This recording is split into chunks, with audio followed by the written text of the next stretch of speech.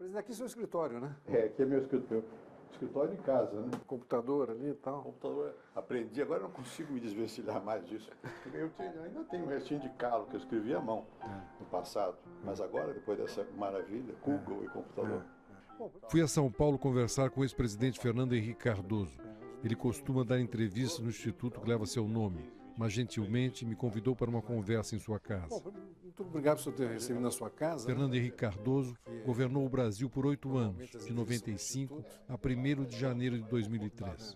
A primeira vez que eu o entrevistei foi em 1979, em Paris.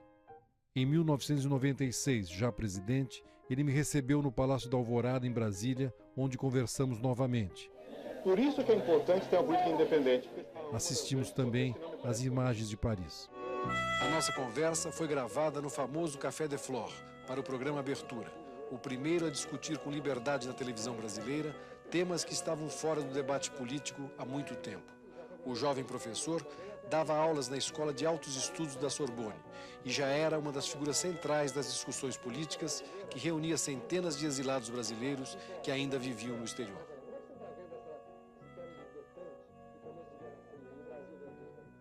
Mas nós éramos mais moços, hein?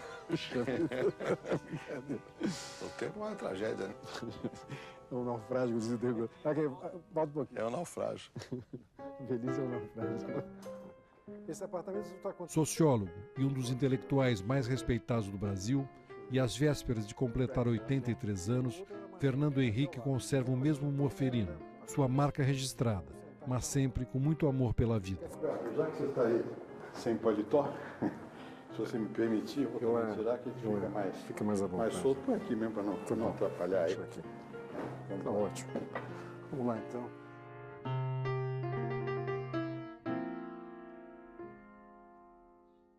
O senhor tem mais orgulho da sua vida acadêmica ou a política? Olha, é difícil dizer, viu? Quer dizer, eu de formação, de vocação, muito mais intelectual. Político, como eu digo no título desse livro, está na sua mesa aí, em inglês chama de Accidental President no Brasil. Né? Presidente acidental. Acidental. Não foi bem assim, mas tem muito disso. Eu fui envolvido na vida política, não foi provavelmente uma escolha, mas gostei. Mas foi duro para a gente tirar de lá 8 anos, né? Eu me lembro que eu fui lhe visitar lá no Planalto e falei, presidente, mais 4, não tem ninguém. É verdade isso. Eu não queria ficar mais, porque depois de 4 anos, você diz, meu Deus do céu, mas como é que você junta as forças políticas para poder fazer a substituição? Não é fácil. E se você não juntar as forças políticas... Depois você gostava também, né? Nunca neguei. Agora, o Aécio e o Eduardo dizem que vão acabar, se elegendo, claro, dizem que vão acabar com a reeleição, né? Veja, o que aconteceu com a reeleição? Nós, quando fizemos a Constituição, eu fui membro, fomos nós dois, deve se lembrar disso, para 4 anos. E a ideia sempre foi com reeleição. Quando veio a reforma da Constituição, 5 anos depois, foi aprovada a diminuição do mandato para 4 anos. Isso. E quando foi discutir a parte da reeleição, não deu quórum, não houve mais, então ficou meio capenga, porque 4 anos é pouco. É pouco, né? Eu entendo, não vou me opor. Querem mudar, eu já fui, não vou atrapalhar a visão. Cada momento tem suas necessidades. Mas eu acho que, pensando em termos institucionais, é melhor 8 do que 4. O senhor acha? Porque 4 é muito pouco. Se for para mudar, é melhor botar para 5. 6 talvez seja demais. Porque se a coisa vai mal, 6 anos é muito. Né? E 4 reeleito ou não? Eu acho que o bom reeleito não. Eu não imaginava que fosse abusar tanto, sendo presidente, usar tanto a máquina. Eu não usei dessa maneira. Né? Mas o senhor diz os que foram reeleitos? Reeleitos. Eu acho que é preciso ser mais cuidadoso nas regras, o que pode e o que não pode. Senão, a pessoa que está no cargo se beneficia imediatamente, porque está o tempo todo na mídia. E não teve compra de voto na sua época? Acusaram na eleição, para mudar a Constituição. Parece que houve 3 ou 4 que foram caçados. Foram caçados, porque não foi apoio meu, do PSDB, nem do Sérgio Mota, de ninguém. O que acontece é que nós tínhamos uma maioria enorme. O Brasil todo queria. Pesquisa de opinião, todos os editoriais. O senhor ganhou no primeiro turno, né? Ganhei no primeiro turno. Só 2 partidos não queriam. O PT, porque tinha o Lula. E o Maluf. e o PPB. Os dois que se opunham, porque os dois eram candidatos, não estavam pensando institucionalmente no país, né? No Senado, a maioria foi de quase 80% a favor. Para que comprar? Na Câmara também foi folgada a maioria. Depois inventaram essa história para poder... Sabe como é que é o papel da infâmia na política? Falamos da Constituinte, né? Eu me lembro que nós fizemos um debate sobre... Eu defendi o presidencialismo, eu sou parlamentarismo. Isso. O senhor ainda é parlamentarista? Olha, para ser sincero... Esse Congresso aí? Não, é isso que é o problema. Para ser sincero é o seguinte, eu achava que era o ovo e a galinha. Se a gente não faz o parlamentarismo, não vai ter partido. Tá? Porque o presidencialismo é tão forte que sufoca os partidos. E também porque eu acho que o parlamentarismo é um sistema melhor, mas supõe voto distrital.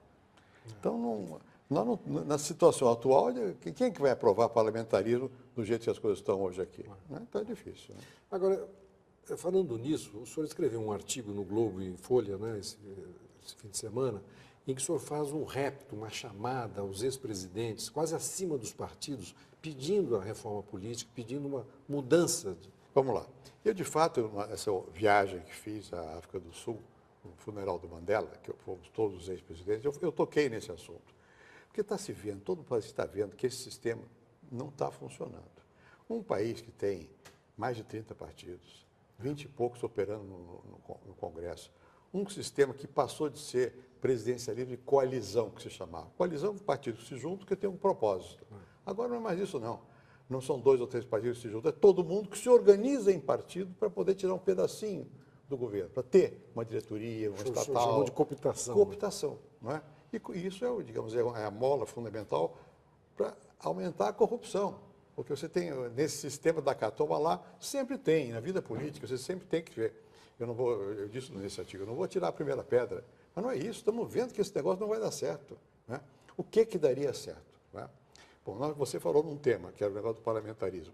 Eu acho que não dá para, de cara, fazer isso. Mas dá para começar a mexer no modo de votar. O Eduardo Greff, que foi meu assessor, é meu amigo, um cientista político, escreveu um artigo interessante, mostrando o seguinte, você pode distritalizar um pouco o voto, quer dizer, faz um distrito, ali competem, digamos, não um candidato só, 5 ou 6, e faz proporcional, não muda a Constituição, para poder... Mas agora é ano eleitoral, né? Agora não vai fazer nada. Isso é tarde. Mas quando o senhor conversou no avião com o Lula... A minha ideia era a seguinte, antes das eleições, é possível ver qual é o mínimo denominador comum. Nós sabemos, todos nós, que esse sistema não funciona. O presidente Dilma está lá apertada por causa desse sistema também, como todos foram. No meu tempo foi mais fácil, porque não havia tanto partido, e eu tinha um propósito, reformar a Constituição. Então a aliança era para isso. Depois o presidente Lula veio para nada, porque não reformou a Constituição nenhuma. O que ele queria? Hegemonia, dominar tudo. Então botou muita... E deu um mensalão. Aconteceu, ele disse que não aconteceu. Todo mundo sabe que houve. O mensalão. O senhor acha que aconteceu aquilo porque tinha muitos pequenos partidos e tinha que distribuir e tal? E com a ambição de ter o controle. Para que ter 80%? Né? Porque, como eu disse nesse mesmo artigo, na democracia, a maioria são, em geral, eventuais. Não é você ter sempre o controle de tudo. Mas a visão prevalecente a partir do presidente Lula, do PT, foi essa, de ter hegemonia. Então, piorou tudo. Não começou, não foi ele que inventou essas práticas, elas vêm de longe, elas foram se deteriorando com o tempo. Segundo, tem que ter regra de limitar o que é partido. Agora não tem regra, você junta 20, 30 deputados, assina não sei o que lá, vai no cartório. Tem 5% dos votos no Brasil. Mas não tem mais, não, isso caiu. Não é? Como caiu aquela cláusula chamada de barreira, não é? Ou de desempenho. Como caiu a questão da proibição de coligações em eleições proporcionais. O Supremo Tribunal derruba. Por quê? Porque a Constituição que nós fizemos, ela tinha horror do autoritarismo. E deixou muito amplo isso. Mas está se vendo que esse sistema não funciona. E o que eu tenho medo? É de um aventureiro. Porque quando o sistema vai mal, alguém que vem apelar ao povo diretamente, medidas autoritárias, pode encontrar eco. Né? Então eu estava fazendo um apelo aos líderes que são democratas, porque é verdade que são democratas, está na hora de a gente ver qual é o mínimo denominador comum, o que nós podemos aceitar para mudar essas coisas. Mas e essa conversa houve assim? Não, houve e morreu. Né? Não é hora. Tem eleição, agora é cara e coroa, aquela coisa que, enfim, da vida política. Né? Agora, se nós olharmos o mundo, né, eu me lembro, o Mitterrand ficou 14 anos, o Felipe González 13 anos, a Tati acho que 12 anos, o Getúlio aqui no Brasil 15, né? E sempre a corrupção vai aumentando no final, né? Muito tempo no poder. Agora, se não houver uma mudança de governo, vamos para 16 anos, né? Como é que o senhor vê essa questão da rotatividade? Eu acho imprescindível. Porque é o seguinte, você não pode... Corrupção, você pode dizer, sempre tem, tá bem. Aliás, sempre no último ano aparece mais, né? É uma coisa que depois com a eleição... individual. Mas quando você institucionaliza, ou seja, quando você tem um sistema que você, para ter o apoio político, você vai dar cargos, você sabe que esses cargos vão ser usados para fazer caixinha, aí é o caminho para a corrupção. Quando você fica muito tempo no poder, os compromissos são muitos, você não consegue mexer na máquina, mesmo querendo. Não é? Veja o presidente Dilma, tentou várias vezes, agora está lá no meio de tesoureiro para ter tesoureiro de partido, para ter posição no governo, não consegue. Então, com o tempo, você perde a capacidade de renovar realmente. Então, a alternância é sempre boa. Você vai dizer, bom, e vocês em São Paulo? Claro, isso que eu ia falar. Claro que ia falar. A regra vale. Agora, é preciso que haja alguém para quem você passe o poder que seja confiável, que o povo creia nesse alguém. Então, que até por enquanto em São Paulo não apareceu. Né? E também você não tem o que fala agora de... São Paulo já está há 16 anos. Né? Tá, pois é. Estão falando desses negócios de, como é que chama? Alstom. Alstom, cartel. Só que até agora eu não vi quem parlamentar do PSDB, ou membro do PSDB, ou qual governador, ou se o partido se beneficiou. Com a corrupção, sim, deve ter havido. Houve o cartel e algumas pessoas receberam. Mas não é a mesma coisa do mensalão, é outra coisa, mas é errado de toda maneira. Né? E, enfim, eu acho que a alternância no poder é boa. Naturalmente, tem que ser realista. Se houver, para que você possa passar o poder. Né? Hoje, o presidente Dilma vai se reeleger, hoje. Né? Hoje. Né? O senhor achava que o Lula ia ser candidato? Não sei, eu não posso julgar assim. Eu tenho conversado pouquíssimo com o Lula, porque o Lula, embora no passado tivesse uma relação muito fácil, né? Ainda tem. O Lula é uma pessoa fácil, mas ele procura não conversar, prefere não conversar. Agora, na viagem, conversamos um pouco. E eu não acho que uma pessoa que já foi presidente, 8 anos, tenha vontade de voltar, porque aquilo desgasta a pessoa e também o povo se cansa, há uma certa fadiga de material. Mas encontrei com ele em Portugal, fez um discurso de 2 horas. Ele está bem, está forte, não é essa a questão. Os riscos que ele vai ter. Os riscos que ele vai ter. A situação do Brasil não é boa. Quem ganhar o governo agora vai ter muita dificuldade de governar. Percepção também, porque o Brasil não mudou tanto. Não, assim, a quebra de confiança é um lado, mas a quebra de confiança atribui a Dilma, mas as políticas começam na segunda parte do segundo mandato do Lula. São as mesmas, depois da crise. O grande divisor aqui foi a crise mundial. Depois da crise mundial, os que estavam no governo acharam, é assim, o Fed americano está sendo heterodoxo, vamos ser aqui também.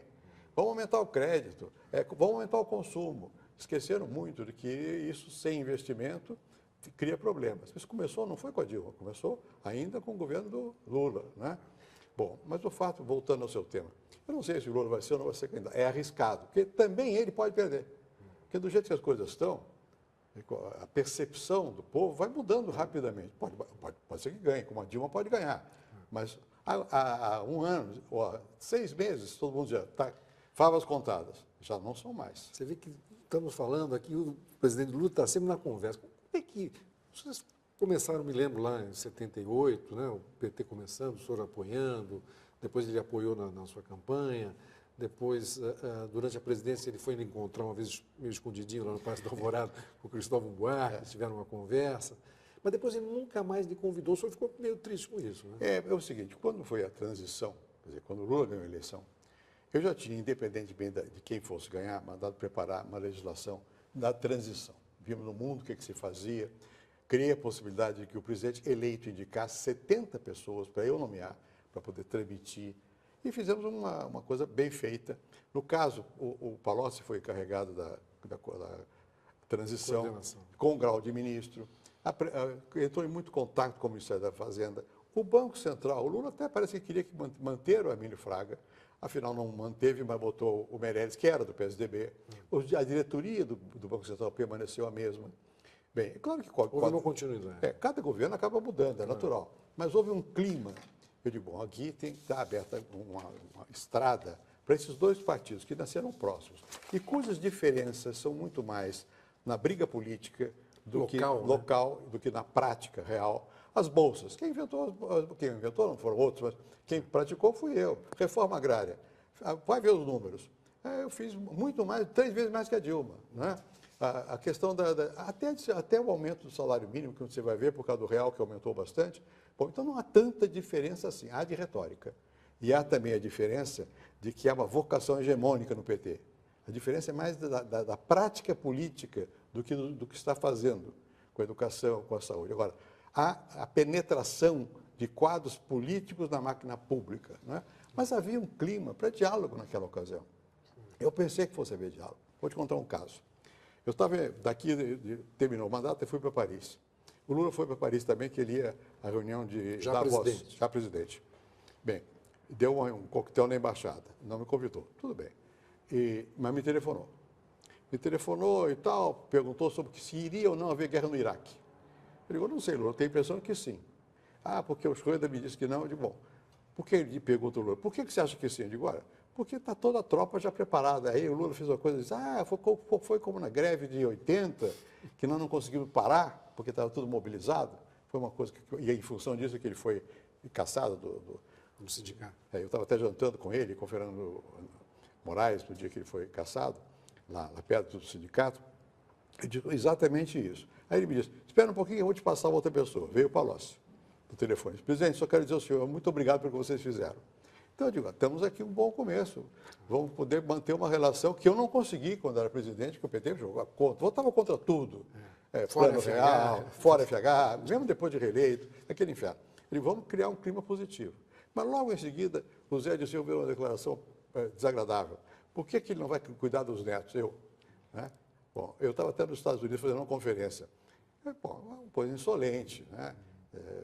Então, ele depois foi agravando. Definiram que o PSDB é o inimigo. Por que é o inimigo? Por causa das eleições. Porque, até hoje, quem tem gerado candidatos mais viáveis para a presidência é o PSDB e o PT. E São Paulo, né, presidente? E São Paulo, também tem São Paulo. E São Paulo, geralmente, ganhamos. Agora, ganharam a prefeitura. Não sei se foi bom negócio. Eu gosto até Aliás, o senhor perdeu a prefeitura, foi um bom negócio. E disse ao Fernando Haddad, quando ele foi me ver uma vez, eu digo, olha, eu virei presidente porque perdi a prefeitura de São Paulo. Isso aqui é complicado, né? Mas, enfim, eu acho que não foi possível criar até agora um clima de um verdadeiro diálogo, que não seja no meio, não no meio, ganhei a eleição, perdi a eleição, o que eu ponho? Um diálogo pensando no país. Mas seria importante, presidente, eu acho. porque o senhor vê que está vendo, não por causa do PT ou por causa do não, governo, o Brasil. O Brasil está vivendo um momento estranho. Essa moça que foi linchada pelas redes sociais, entre outras coisas. Entre outras coisas, mas é uma coisa preocupante. O que há hoje no Brasil? No mundo todo você tem movimentos, internet mobiliza as pessoas, salta as estruturas, é uma coisa muito rápida, tudo bem. Mas aqui há um certo rancor, que não era habitual. Né?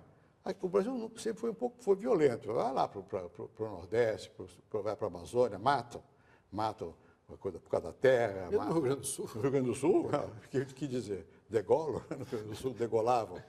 Mas com o tempo nós fomos criando condições mais civilizadas de vida. Agora você percebe que é uma raiva. Queimam ônibus. Né? Toda noite se queima ônibus no Brasil. Né? Ônibus, viaturas, não sei o que lá, quebram bancos, quebram edifícios públicos. A raiva. Isso é preocupante, há um mal-estar. É um mal-estar. Não é uma coisa dirigida contra um partido ou contra um governo a favor. Não, não é isso, não. Há um mal-estar. E esse mal-estar está indo para justiça pelas próprias mãos. Queimaram, mataram uma moça. Ainda disse um dos que foi acusado de ter morto. Eu não sabia que ela era inocente. Ué, e se fosse culpado? Ele podia matar? Quer dizer, é um clima ruim. Aí vem com o problema que vai acontecer na Copa. Ninguém sabe. Ninguém sabe. Deverá haver manifestações, porque hoje é um movimento de internet, tá, coisa. Agora, eu tenho medo de junção de vários fatores desse tipo, assim, que vão azedando o clima. Se houver um sentimento de mal-estar, todos que estão no governo sofrem. Eu me lembro que em 94 o Brasil ganhou a Copa, né? E eu me lembro que na época o senhor disse, foi bom para o real, foi bom para o meu governo. O senhor acha que se o Brasil ganhar, eu acho melhor para a Dilma, para o presidente? Eu não sou, eu sou corintiano, as pessoas não acreditam. Eu sou o senhor e o Lula, de novo. Eu e o Lula. No livro do Corinthians, 100 anos do Corinthians, nós dois estamos lá. Bom, mas eu não sou, como o Lula é, realmente um fanático do futebol.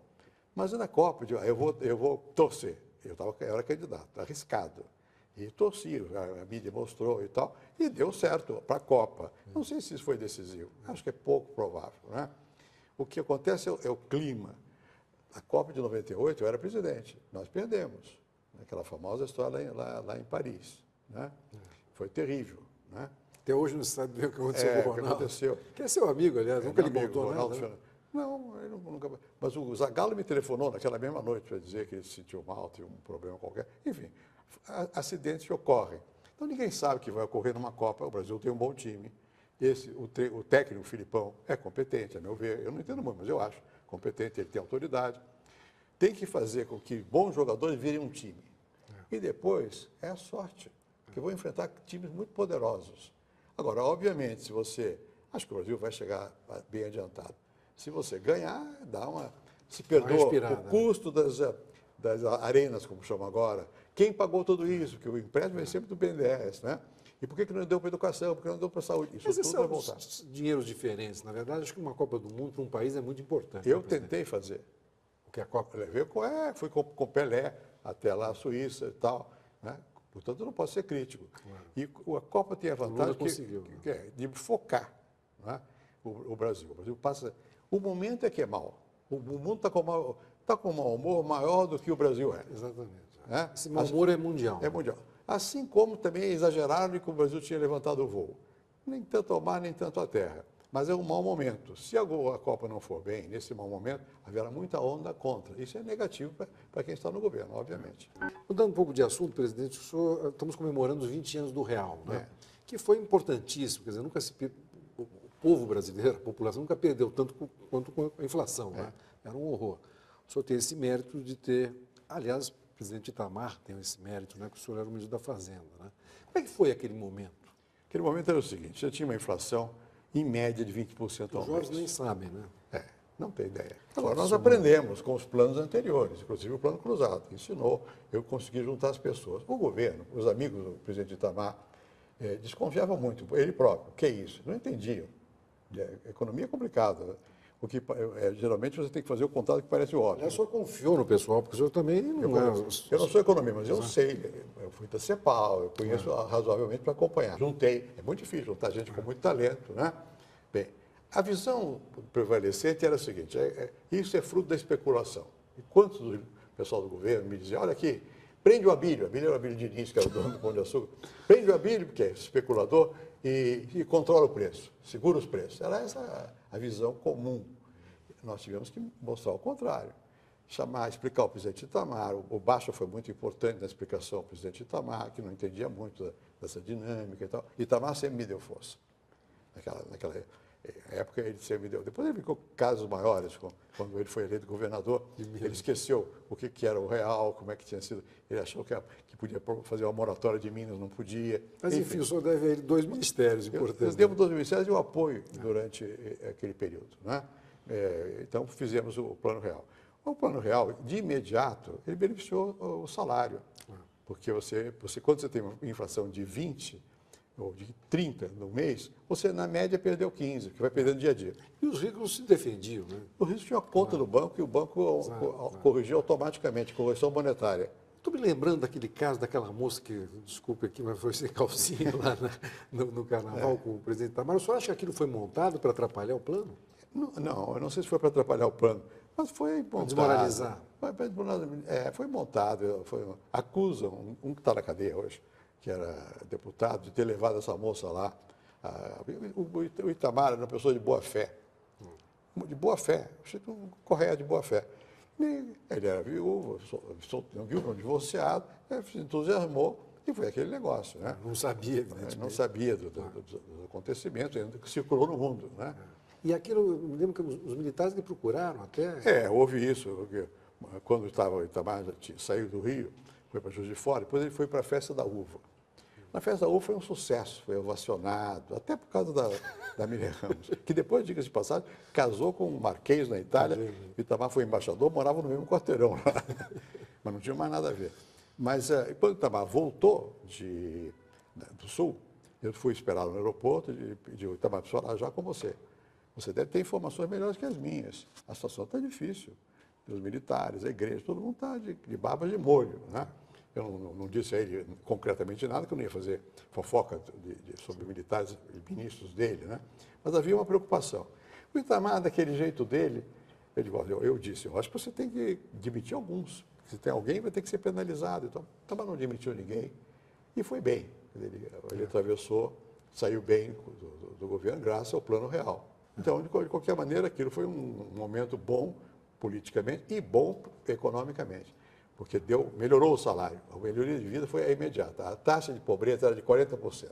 Com o real caiu para 30%. E resolveu o problema da inflação até hoje. Até hoje. Né?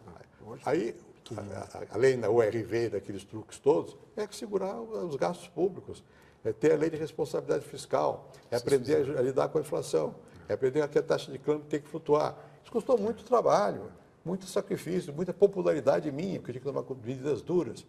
No primeiro momento, o presidente Lula entendeu isso. Agora eu já tenho dúvidas. Eu tenho dúvidas. Eu acho que agora é isso que é o problema de hoje.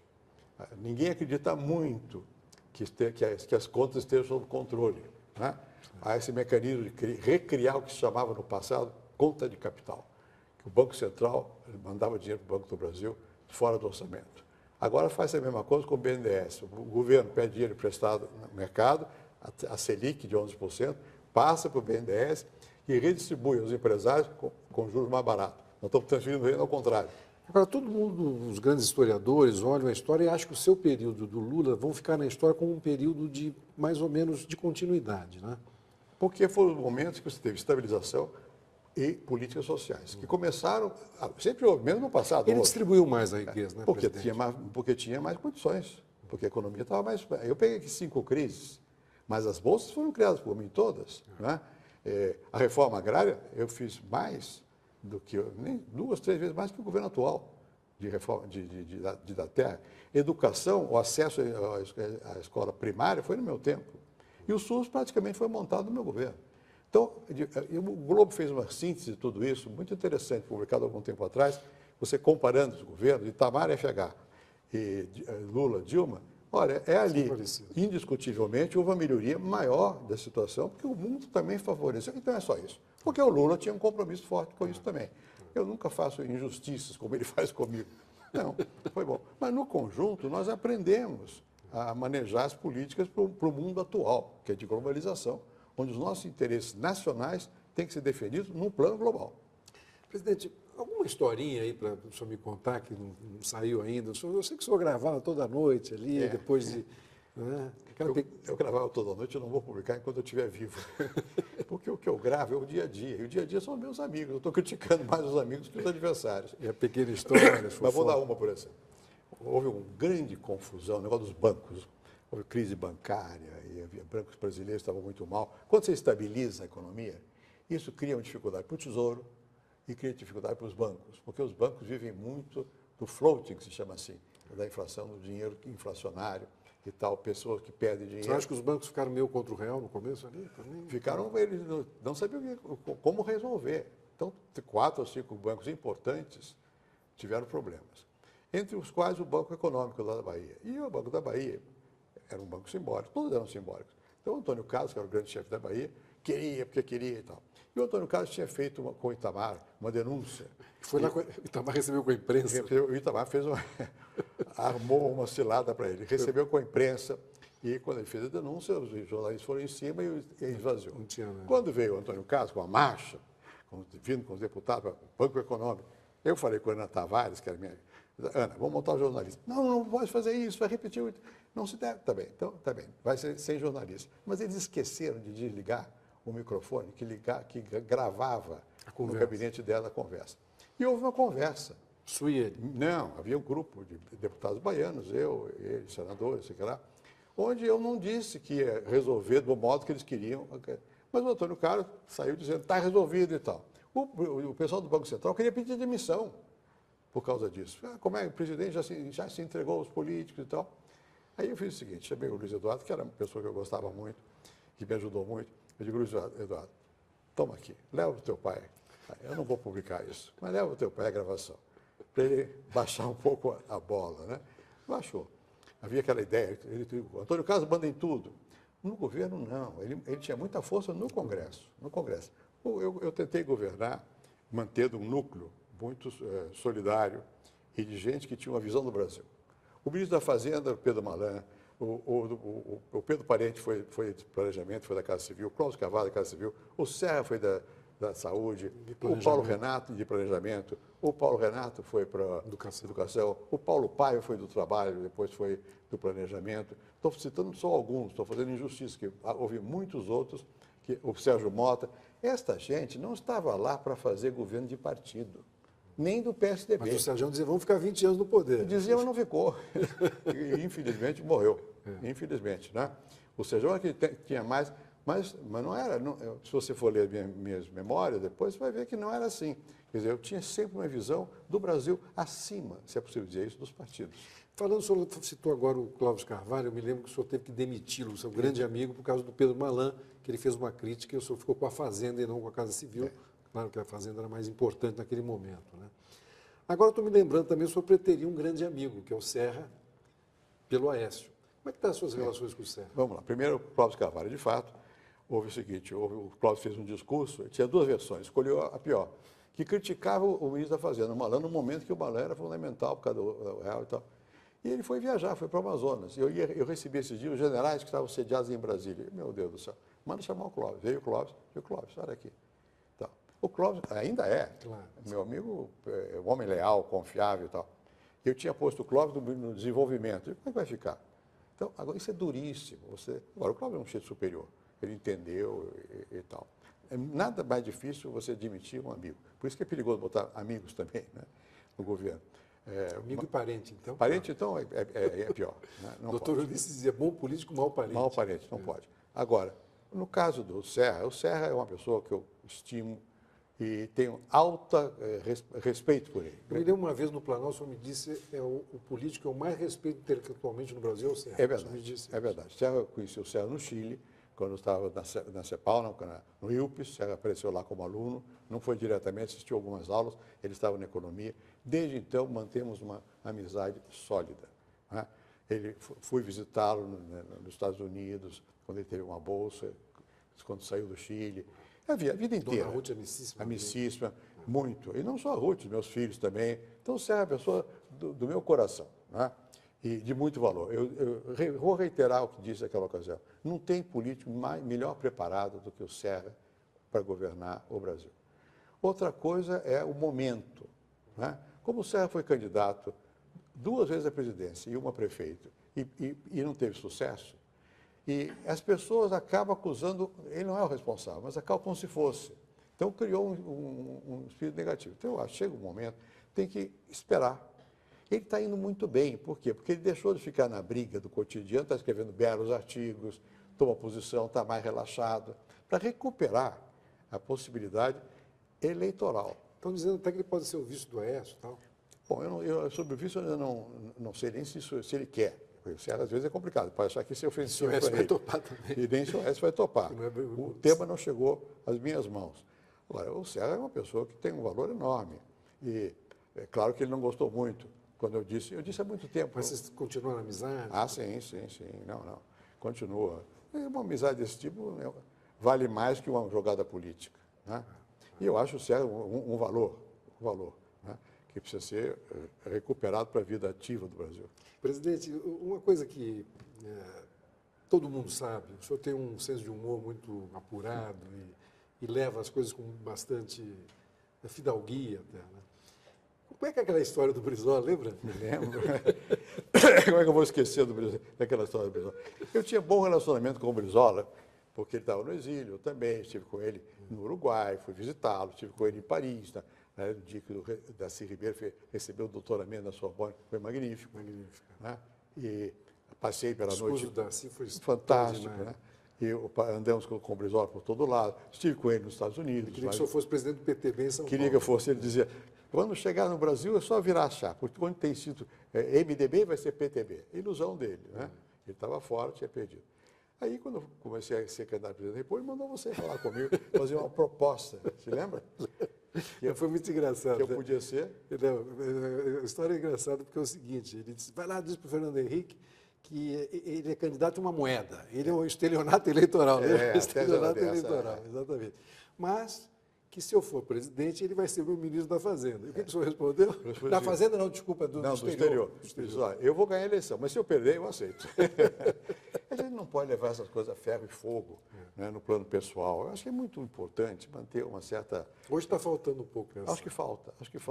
Um bom humor e civilidade, ser educado, respeitoso, né? É muito raro eu fazer uma crítica agressiva pessoalmente, né? E mesmo quando me fazem muito. O Lula me dá belisco, eu dou nele também, né? De vez em quando. Na Dilma, nunca. A Dilma e o senhor tem tido uma relação muito... Eu nunca fiz qualquer crítica de tipo agressivo. E ela também sempre foi muito... Sempre foi correta comigo. Critico a política dela, como crítica, mas eu acho que é isso. Como pode criticar a mim, obviamente, as políticas mudam. Você não pode imaginar que o Brasil tem uma receita. Não tem receita. Você tem que se adaptar aos tempos. Mas eu acho que tem que manter um bom humor. Nem é questão de bom humor.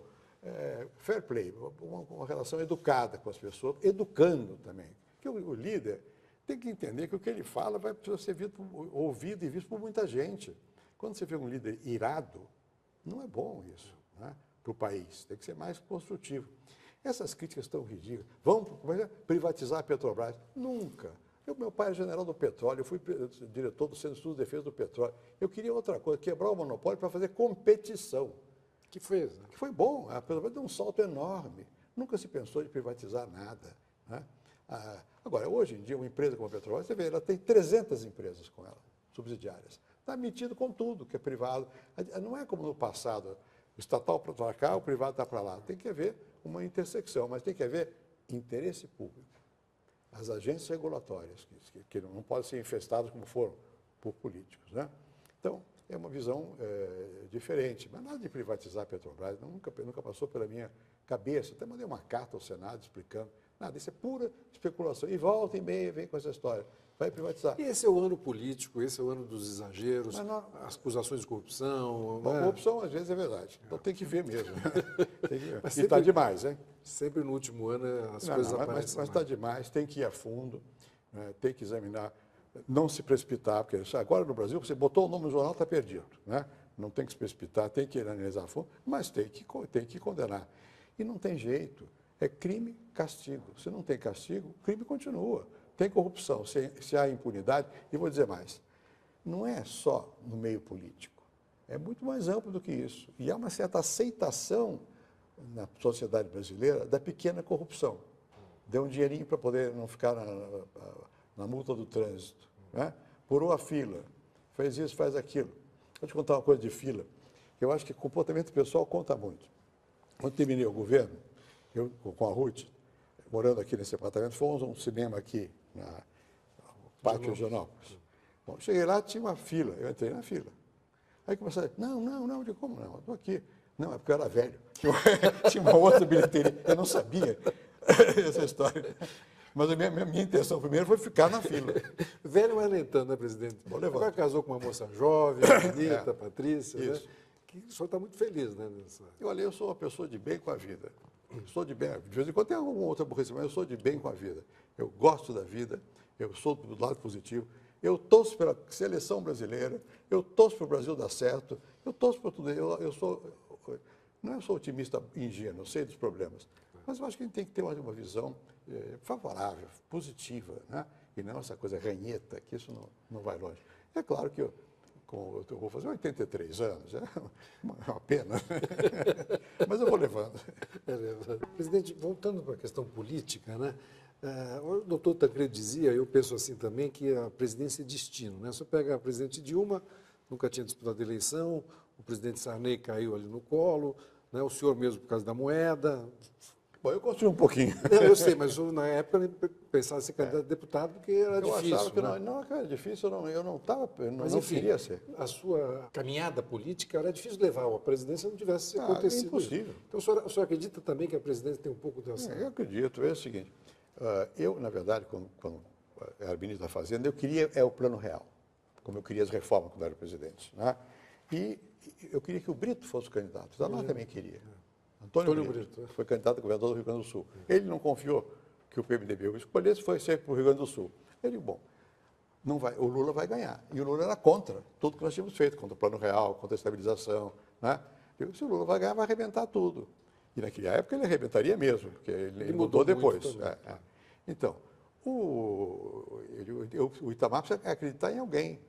Então, eu fui candidato por aí. Quando eu saí do ministério, eu tinha menos de 10%. Quando foi em maio, eu quase desisti, porque ninguém queria me apoiar.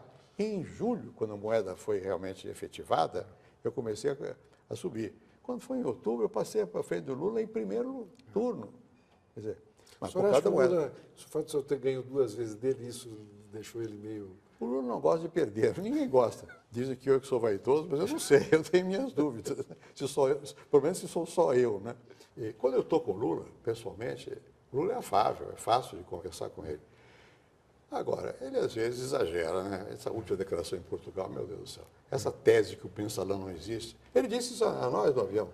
Lá, foi no mundo da página. Bom, eu não quero estar criticando o Lula. Depois ele vai... Vou entrevistar ele. Não, aliás, não combinei com ele em Portugal, espero que ele... O que fala isso é bom que ele explique melhor. Mas, enfim, eu acho que o Lula tem esse lado que eu não gosto. Primeiro, ele desfaz muito dos outros. E segundo, é muito gabola, palavra antiga, né? Eu fiz isso, eu fiz aquilo. Se fez, vai se saber. E pior é o seguinte, quem julga é a história. Mas a história também muda de opinião. Depende do momento. Então, você tem que ter consciência, tranquilidade íntima. Você sabe o que você fez. Errei aqui, errei acolá, mas fiz de boa fé. Né? Ou acertei. Por que eu esperar a opinião dos outros?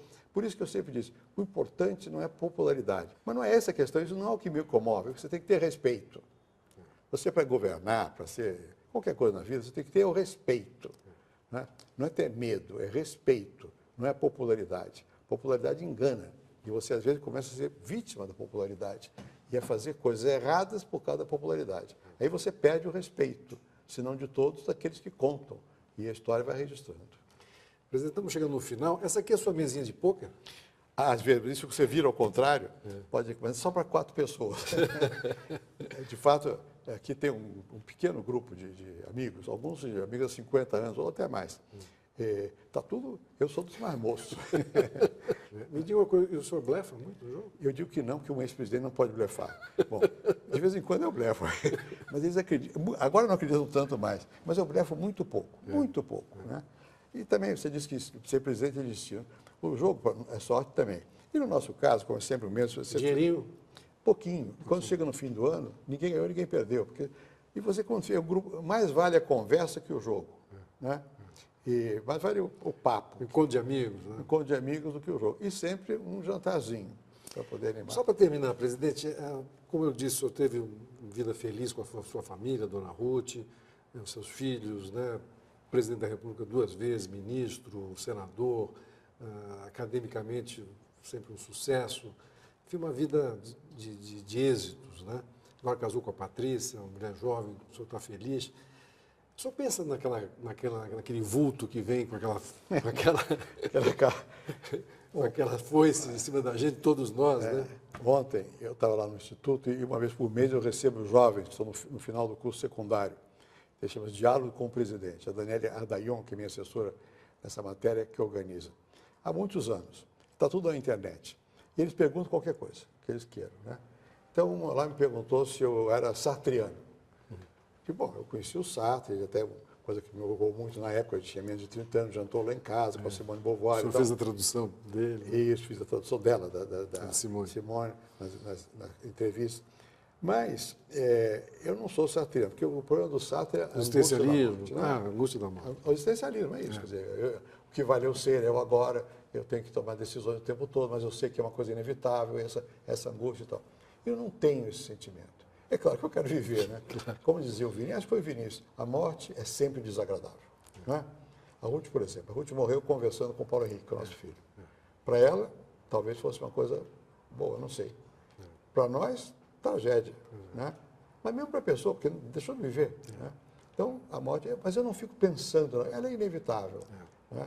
Porque o tema é outra coisa, é não ter condições de mobilidade. Né? Não adianta você viver se você não tem condição de ser um indivíduo, dependendo dos outros. Né? A gente depende um pouquinho. Agora eu estou pondo dor aqui, você também. É 15 anos mais moço, 17, mas já está com dor. Porque tendinite para quem não joga tênis é ofensivo. Bom, dizem que a partir de certa idade, quando se não está doendo alguma coisa, que morreu. Eu estou na fase que está doendo. Então, eu não vejo isso de um modo trágico. Eu não penso na morte, ao contrário, eu tenho projetos sempre. Fui presidente, fui tudo isso aí, mas eu gosto mesmo de escrever e ler.